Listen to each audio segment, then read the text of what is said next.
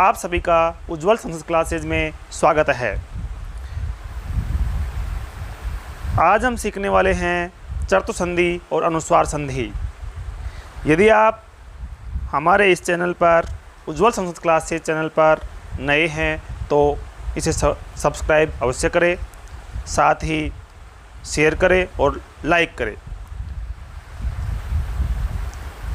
इससे पहले हमने संधि से संबंधित 4 वीडियो अपलोड कर दिए हैं, आप उन्हें अवश्य देख लें।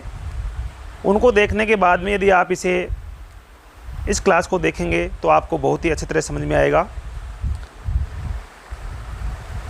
और वीडियो को लास्ट तक अवश्य देखें, स्किप ना करें।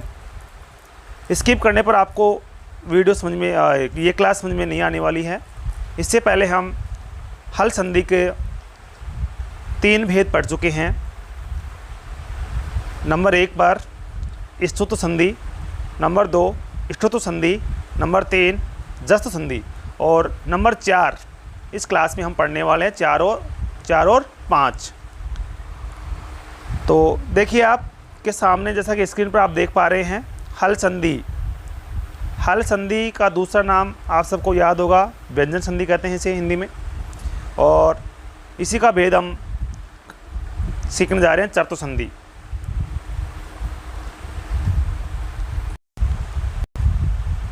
हाँ देखिए, बात कर रहे थे चतुर्थ संधि की। हल संधि के चौथा भेद है चतुर्थ संधि। चर का मतलब है वर्ग का प्रथम वर्ण। जैसा कि आप सभी को मालूम है कि वर्ग 5 हैं, क वर्ग, च वर्ग, ट वर्ग। तो इसमें क वर्ग का कोई भी यदि अक्षर आपके सामने होगा तो वहाँ पर आपको पहला अक्षर करना होगा। चतुर्थ संधि का नियम देखते हैं। हाँ, यदि आपके सामने लिखा हुआ है, यदि पद के अंत में, जैसा कि ये प्लस का चिन्ह है, इससे पहले पूर्व पद होगा, इसके बाद में दूसरा पद होगा। तो पहले पद के अंत में वर्ग का पहला, दूसरा, तीसरा, चौथा आपके सामने लिखा हुआ है, ध्यान से देखें। वर्ग का पहला, दूसरा, तीसरा, चौथा वर्ण, और उसके बाद में, यानी उसके बाद का मतलब है दूसरे पद के शुरू में, यानी प्लस के बाद में यहाँ पर। तो उसके बाद वर्ग के 1, 2, 3 वर्ग का कौन सा अक्षर आएगा? पहला अक्षर आएगा, दूसरा अक्षर आएगा, श में से कोई वर्ण आए। तो आपको क्या करना है, जो वर्ग का प्रथम पद के अंत में जो वर्ग का पहला, दूसरा, तीसरा, चौथा वर्ण था, उनके स्थान पर उसी ही वर्ग का या अपने ही वर्ग का पहला वर्ण कर देना है, पहला वर्ण करना है। फिर समझना, पहले पद के अंत में यदि वर्ग का पहला, दूसरा,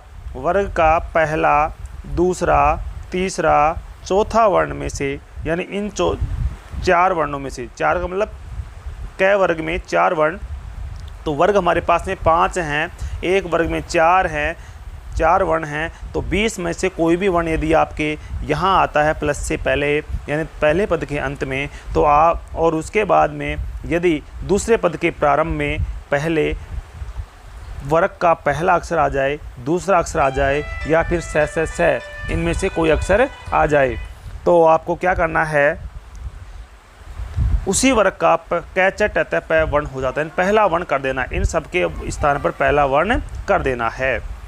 यदि पद के अंत में वर्ग का पहला, दूसरा, तीसरा, चौथा वर्ण हो और उसके बाद वर्ग का 1, 2 यानी पहला, दूसरा, स में से कोई वर्ण आए, तो आपको 1, 2, 3, 4 यानी वर्ग के पहले, दूसरे, तीसरे, चौथे वर्ण के स्थान पर उसी वर्ग का आपको पहला वर्ण कर देना है। उम्मीद करता हूँ आपको ये चतुर्थ संधि का नियम समझ में आ रहा होगा। फिर भी यदि आपको समझ में नहीं आता है तो इसको बार बार देखें ताकि आपको अच्छे से समझ में आ जाए। शॉर्ट में आप नियम को याद कर सकते हैं इस तरह से, इसको रटने की आवश्यकता नहीं है, यहाँ आपको समझने की आवश्यकता है। ये वाला नियम आपको आपके दिमाग में आ जाना चाहिए कि जो ये बस केवल दिमाग इस तरह से लगाना है कि ये प्लस का चिन्ह है, इस प्लस से पहले जो पहला पद है उसके अंत में वर्ग का पहला, दूसरा, तीसरा और चौथा वर्ण में से कोई भी एक वर्ण आएगा। और उसके बाद में देखना है पहला वर्ण हो या दूसरा वर्ण हो या से में से कोई वर्ण हो, तो आपको इन सब वर्णों के स्थान पर, जैसे कैवर्ग का है तो कैवर्ग का पहला अक्षर हो जाएगा, चैवर्ग का कोई वर्ण आता है यहाँ पर तो चैवर्ग का पहला अक्षर हो जाएगा उसके स्थान पर। यदि टैवर्ग का कोई वर्ण आता है तो आपको टैवर्ग का पहला अक्षर करना है, और यदि तैवर्ग का इन चारों वर्णों में से, तैवर्ग के चारों वर्णों में से कोई भी वर्ण आता है तो भी आपको पहला अक्षर कर देना है। इसी प्रकार से पैवर्ग के चारों वर्णों में से पहले, दूसरे, तीसरे, चौथे में से कोई भी वर्ण आता है तो आपको प्रथम अक्षर कर देना है। जैसे पै, फै, बै और भै, इन ये चार वर्ण बताया मैंने पैवर्ग के चार वर्ण है। इसमें से फै आ गया मान लीजिए पहले पद के अंत में, तो फै के स्थान पर आपको क्या कर देना है, पै कर देना है। लेकिन कब करना है, जब इस प्लस के आगे वर्ग का पहला अक्षर हो, दूसरा अक्षर हो या फिर से में से कोई वर्ण आए, तो ही आपको ये पहला वर्ण करना है। एग्जाम्पल देख लेते हैं। देखिए एग्जाम्पल यहां दे रखा है तद प्लस पर है। ध्यान से देखिएगा, जो नियम है उसी के अकॉर्डिंग चलना है आपको। देखो यहाँ क्या लिखा हुआ है, वर्ग का पहला दूसरा, तो पहला पद कहाँ है, यहाँ पर आपके सामने लिखा हुआ है पहला पद तद के अंदर जो तद शब्द है पूर्व पद है तद, उसके अंत में क्या है, दे रखा है और आगे क्या दे रखा है, पहला अक्षर। यही नियम हमारा कह रहा है चतुर्थ संधि का कि पहले पद के अंत में वर्ग का पहला, दूसरा, तीसरा, चौथा, तो यहाँ पर तीसरा अक्षर आ रहा है और उसके बाद में कौन सा, यानी पहले पद, दूसरे पद के शुरू में क्या आना चाहिए, पहला या दूसरा, तो यहाँ पर पहला वर्ण पै आ रहा है। इसका मतलब ये चतुर्थ संधि का एग्जाम्पल है। तो चतुर्थ संधि में होता क्या है, चतुर्थ संधि में वर्ग का पहला अक्षर कर देते हैं। तो यहाँ पर तीसरा वर्ण है दै, तो दै कौन से वर्ग में आता है, तय वर्ग में, तो तय वर्ग में तय थ दै, तो दै तीसरा अक्षर है। तो इस दै के स्थान पर इसी वर्ग का, अपने ही वर्ग का, तो कौन से वर्ग में है, तय वर्ग में, तो तय वर्ग में होने के कारण इसका पहला अक्षर क्या हो जाएगा, तय हो जाएगा और रूप बन जाएगा तत्पर है। क्या रूप बन जाएगा, तत्पर है। इसी प्रकार से दूसरा एग्जाम्पल देखते हैं, लभ धन शते। यहाँ देखिए आप, लभ प्लस शते, लभ भय है, यहाँ पर चौथा अक्षर है, जैसा कि आप देख पा रहे हैं ये चौथा रहा, यहाँ चौथा अक्षर आ रहा है पहले पद के अंत में। उसके बाद में दूसरे पद के शुरू में यानी प्रारंभ में क्या आना चाहिए, वर्ग का पहला अक्षर आना चाहिए या फिर से। तो यहाँ पर पहला दूसरा तो है नहीं, यहाँ क्या दे रखा है, से दे रखा है, तो से दे रखा है। इसका मतलब ये भी चतुर्थ संधि का एग्जाम्पल है। यही तो नियम कह रहा है कि पहले पद के अंत में वर्ग का पहला, दूसरा, तीसरा, चौथा वर्ण और उसके बाद ये वर्ग का पहला, दूसरा या फिर से में से कोई वर्ण हो, तो जो ये 1, 2, 3, 4 वर्णों में से कोई एक वर्ण आया है उसी के स्थान पर आपको क्या कर देना है, यहाँ पर पहला वर्ण कर देना है। तो पहला वर्ण भय का पहला वर्ण क्या होगा, पै, पै फै भय चौथा अक्षर है, तो भय चौथा अक्षर है तो इसका पहला अक्षर क्या हो जाएगा, पै, और रूप बन जाएगा लप्स्यते। इसी प्रकार से विपद प्लस काल है, विपद में तीसरा अक्षर है, जैसा आपने तद प्लस पर पढ़ा था सेम उसी की तरह है। यहाँ पहला अक्षर आ रहा है कै, तो विपै द के स्थान पर पहला अक्षर क्या हो जाएगा, तय, रूप बन जाएगा विपद काल है। उद प्लस पन्ना, अगला एग्जाम्पल है उद प्लस पन्ना है। उद में जो दूसरा पद है, पहला पद है, उसमें अंतिम अक्षर क्या है, द है और आगे पै आ रहा है, पहला वर्ण आ रहा है। तो यही तो हमारा नियम कह रहा है कि पद के अंत में 1, 2, 3, 4 में से कोई वर्ण हो, उसके बाद में पहला दूसरा हो या फिर से में से हो। तो यहाँ पर तीसरा आ रहा है, यहाँ पर पहला वर्ण आ रहा है, तो यहाँ तीसरा अक्षर जो आ रहा है उसके स्थान पर आपको क्या कर देना है, तय कर देना है, पहला अक्षर करके यहाँ रूप बनेगा उत्पन्न।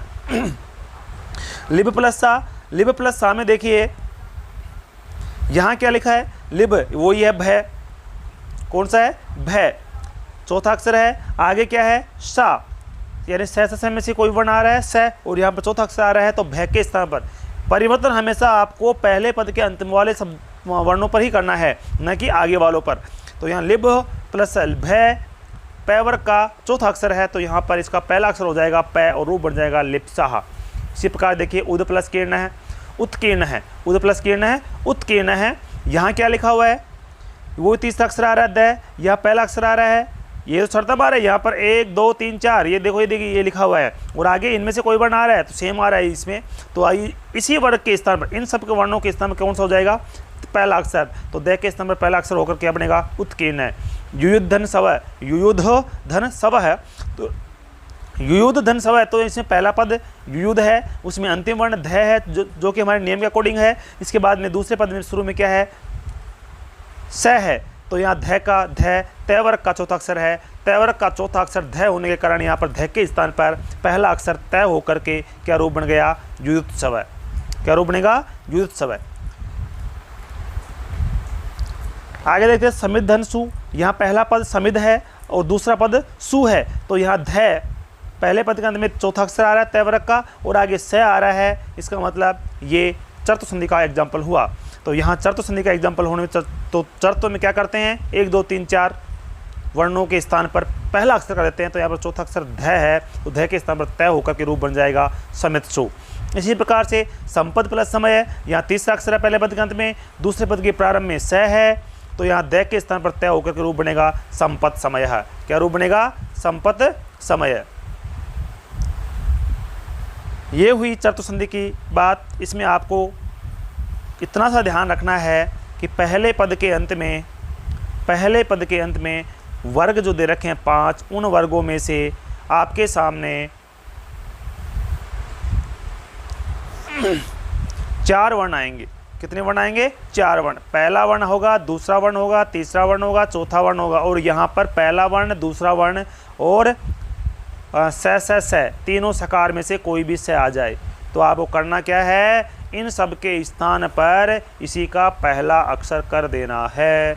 जैसे क वर्ग का यदि आपके यहाँ पर घ आ गया, आगे स आ गया, तो आपको करना क्या है, इस घ का पहला अक्षर क कर देंगे और रूप बन जाए। रूप कौन से, मतलब चतुर्थ संधि का एग्जाम्पल ये होगा। ये आपको ध्यान में रखना है। आशा है कि आप इसको बहुत अच्छे से समझ रहे होंगे, और फिर भी समझ में नहीं आते तो आप हमें बताएं, कमेंट बॉक्स में कमेंट करें, ताकि हम आपकी समस्या का समाधान कर सकें। चलिए आगे, अगली संधि है, संधि का नाम है अनुस्वार संधि। ये भी हल संधि का भेद है। कौन संधि का भेद है, हल संधि की। हल संधि का 5 भेद, हल संधि के 5 भेद हमने, 5वां भेद हम पढ़ रहे हैं। इससे पहले हमने स्तुतो संधि पढ़ ली थी, इसके बाद में हमने ष्टुतो संधि पढ़ी थी दूसरे नंबर पर, और तीसरे नंबर पर हमने जस्तु संधि पढ़ी, और चौथे नंबर पर हमने पढ़ा चर्तु संधि। ष्टुत्व, जस्तु और चर्त्व, इन सबको आपका ध्यान में होना चाहिए। इनके नियम आपको पता होगा तो आप कर सकते हैं। अब देखिए अनुस्वार संधि का क्या नियम है। अनुस्वार संधि को हम एक शॉर्ट रूप में समझते हैं, देखना।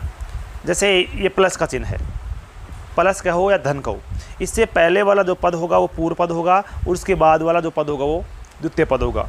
तो यहाँ आपको क्या करना है, यहाँ पहले पद के अंत में आपको क्या देखना है, मैं देखना है, और यहाँ पर आपको क्या देखना है, व्यंजन देखना है। क्या देखना है, व्यंजन।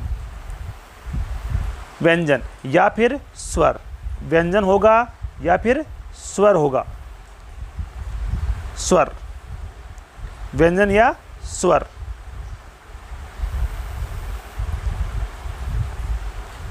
व्यंजन या स्वर, देखिए यहाँ पर या तो व्यंजन आएगा या फिर यहाँ पर क्या आएगा, स्वर आएगा। ये स्वर। कहने का तात्पर्य ये हुआ यहाँ पर कि पहले पद के अंत में मैं और उसके बाद में स्वर या व्यंजन में से कोई वर्ण आता है, तो आपको करना क्या होगा। अब यहाँ ध्यान देना, यदि यहाँ पर यहाँ केवल व्यंजन ही हो, क्या हो, व्यंजन ही, तो आपको मैं को किससे बदल देना है, जो ये मैं दे रखा है, इस मैं को आपको इस अनुस्वार में बदल देना है। ये है अनुस्वार। क्या है, जो बिंदी होती है इस तरह से लगी हुई होती, ये होता है अनुस्वार। तो मैं को किससे बदलना है और कब बदलना है, मैं को अनुस्वार में कब बदलेंगे, जब पहले पद के अंत में मैं होगा और उसके बाद में कोई व्यंजन आएगा, तो हमें उसको अनुस्वार में बदल देना है, पहली बात। अब देखो अगले नियम की बात कर लेते हैं हम। यहाँ ध्यान से देखना,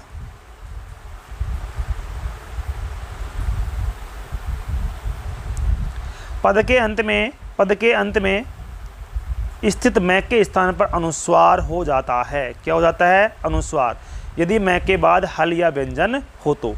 अब ये भी मैंने बताया था कि पहला पद, कौन सा पद, पहला पद, यहाँ पर क्या आएगा, मैं आएगा और यहाँ पर व्यंजन आएगा, तो आपको इस मैं को इस अनुस्वार में बदल देना है। यही बात यहाँ कही जा रही है, बताई जा रही है नियम में।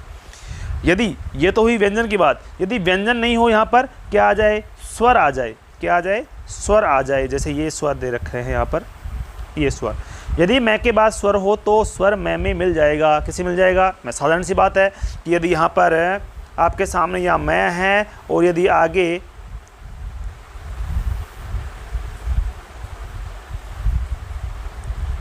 देखिएगा,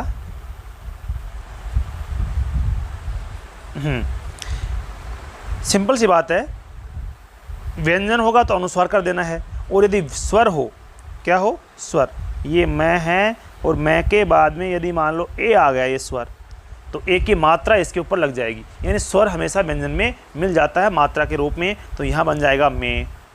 एनी डाउट? मेरे हिसाब से कोई संदेह नहीं होना चाहिए। देखिए दोनों बात मैंने आपको बता दी गई है, मैंने दोनों बातें आपको बताई है कि यदि मैं हो पद के अंत में और आगे व्यंजन हो तो आपको इसमें अनुस्वार में बदल देना है। इसमें बदल देना है अनुस्वार में। यदि स्वर हो तो स्वर उसमें मैं में मिला देना है। बस इतना सा आपको काम करना है। आप देखते हैं एग्जाम्पल। देखिए हरिम वंदे। हरिम वंदे में आपको देखना है पद के अंत में क्या है, मैं आ रहा है यहाँ पर, हरिम में मैं, और उसके बाद में वह आ रहा है, जैसा कि स्वर है, वो सॉरी व्यंजन है, व्यंजन कोई भी हो सकता है। तो यहाँ मैं देखो और आगे व्यंजन देखो, प्लस से पहले मैं और उसके बाद में वह, तो इस मैं के बाद में, इस मैं के स्थान पर आपको क्या करना है, ये वाला अनुस्वार कर देना है। अब अनुस्वार क्या लगेगा, अनुस्वार हमेशा उससे पहले वाला जो अक्षर है उसके ऊपर लगाना है। जैसे हरिम, क्या है, हरिम, हरिम लिखा हुआ है, हरिम के बाद में वह है, तो यहाँ पर मैं, यहाँ पर व्यंजन, तो मैं को किसे बदलना है, अनुस्वार में। अनुस्वार में बदलेंगे तो ये वाला अनुस्वार इस री के ऊपर चला जाएगा और रूप बनेगा हरिम, और आगे लिखना है वंदे। बस इतना सा काम करना है आपको, और कुछ भी नहीं करना है।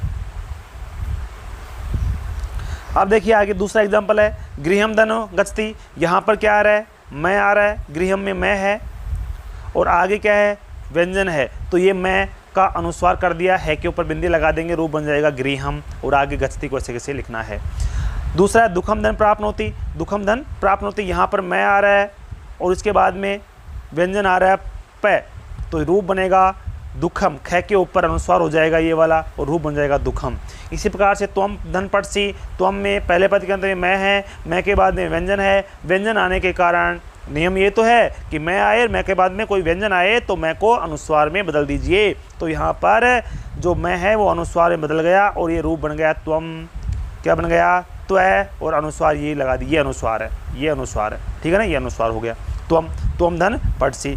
इसी प्रकार से अहम धन धावामी, यहाँ पर क्या है, मैं है, आगे व्यंजन है ध, व्यंजन है ध, तो क्या बन जाएगा, मैं का अनुस्वार कर दिया। अनुस्वार किस पे लगेगा, इससे पहले वाला बन क्या है, तो है के ऊपर ये बिंदी लगा दिया हमने और रूप बन गया अहम धन धावामी। उच्चारण में कोई अंतर नहीं आने वाला है। सत्यम धनवाद, सत्यम में क्या है, मैं, पद के अंत में मैं है, आगे व्यंजन है, तो मैं को अनुस्वार में बदल दो और अनुस्वार को यह के ऊपर लगा दीजिए, रूप बन जाएगा सत्यम धन वदह। देखिए और एग्जाम्पल्स, मात्रम धन वंदे, पहले पद के अंत में मैं के बाद में व्यंजन, व्यंजन होने के कारण मैं को अनुस्वार में रूप बन गया मात्रम वंदे। प्रियम धन वद है, प्रियम में मैं के बाद में व्यंजन, व्यंजन होने के कारण मैं को अनुस्वार में प्रियम वद है। धर्मम धन वद है, धर्मम धन वद, यानी मैं आ रहा है पद के अंत में, आगे व्यंजन आ रहा है तो अनुस्वार में बदल दिया, धर्मम बन गया।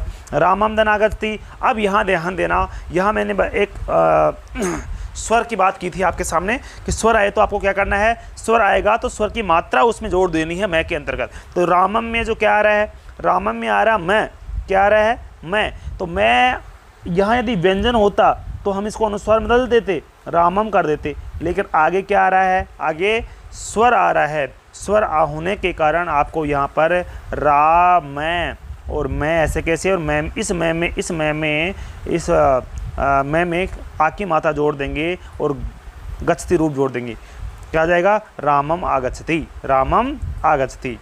ठीक है, मात्रा लगानी है आपको और कुछ भी नहीं करना है। आप देखते हैं आगे अगला एग्जाम्पल, सत्यम धनवाद, वो ही है, सत्यम में मैं और मैं के बाद में व्यंजन, व्यंजन आने के कारण यहाँ पर सत्यम वद बन गया, अनुस्वार हो गया। रामम धन नमामि, यहाँ पर मैं है पद के अंत में और यहाँ न व्यंजन है, तो मैं के बाद में व्यंजन है तो आपको अनुस्वार में बदल देना, उसको रूप बन जाएगा, मैं के ऊपर अनुस्वार लगा कर रूप बनेगा रामम धन वंदे।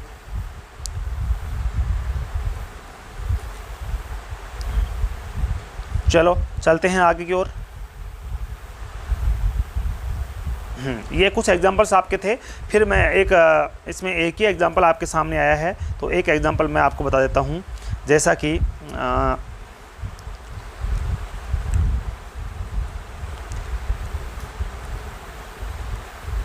ये आ गया, त्वम धन आगच्छ, त्वम धन आगच्छ, ये रूप आ रहा है। अधिकतर एग्जाम्पल हमने कौन से पढ़े हैं? हमने यहाँ पर मैं देखा, आगे स्वर देखा, यहाँ व्यंजन देखा, यहाँ मैं था और यहाँ पर व्यंजन। तो हमें क्या करना था, इस मैं को इस वाले पे अनुस्वार के रूप में बदल रहे थे।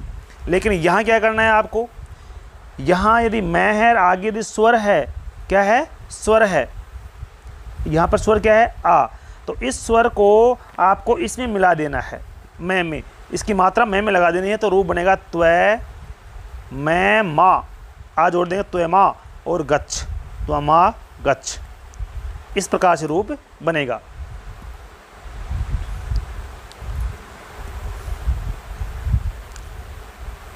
ये हुए हमारी हल संधि के 5 भेद आज हमने कंप्लीट कर लिए हैं। ये भेद 5 भेद हमने कंप्लीट किए हैं और पांचों, उम्मीद करता है कि पांचों भेद हल संधि आपको अच्छे समझ में आई होगी। फिर से एक बार रिपीट कर देता हूँ। नंबर 1 पर स्तुति संधि, एक एक करके आपको एक वीडियो आपको देखने हैं ताकि आपको याद हो जाए और परीक्षा में अच्छे से अच्छा कोई भी एग्जाम्पल आ जाए तो आप इसको सही तरीके से कर सकें।